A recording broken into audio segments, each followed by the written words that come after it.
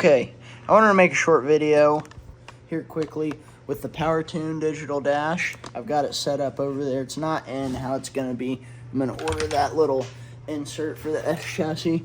You watched my last video on how to wire in this dash. That was correct. Whenever I first turn this dash on, it's coming on. Sometimes it takes a little bit because my battery voltage is very, very low. Whenever I first turned it on, you see how it's reading 176 degrees for the water, and let me go to a less vulgar screen. 176 degrees for the water, 77 degrees for the air intake temperature. That's because that's what my ECU is. That's what my ECU is reading. The issue I was having was I couldn't get the two to communicate. I thought it was maybe my pins were bad or I pinned it into the wrong location. I was ready to take the dang video down, so I'm glad I didn't, because that was correct. So if you watched my last video on how to wire that into an AEM V2, that is correct. You can follow that to a T, and that will work. But if you have an AEM V2, what you're going to want to do, plug in your ECU to your laptop, open up your tuning software, your ECU. I'm not going to worry about it because I don't need to. I've already done this, but connect your ECU. Because you want to be able to see what's reading out here. That's the reason I checked. I couldn't. This was all reading certain values, and then on my dash it was reading 0. Everything was reading 0.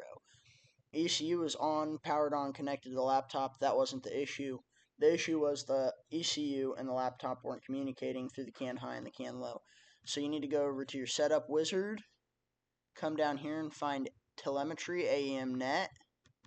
Double click it, turn it on, apply, and then once you save this and go back out, you may have to restart your Powertune dash, but once you do that, you should be set up. Everything should read correctly.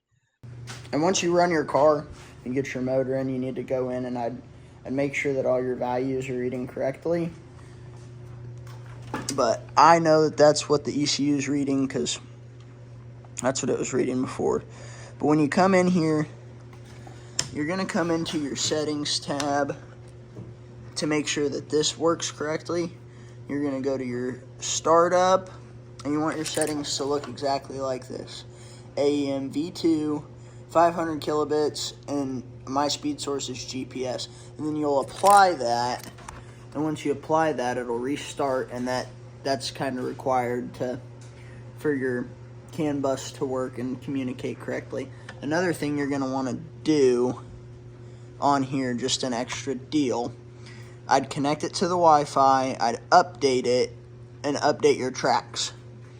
I'd update everything just to make sure that that's not causing you any issues, because it can cause an issue. Like I said, that was an issue that I ran into. I hope this helps some of you people out there. I spent 3 days emailing and talking to people to try and figure out what was going on. AEM was a big help.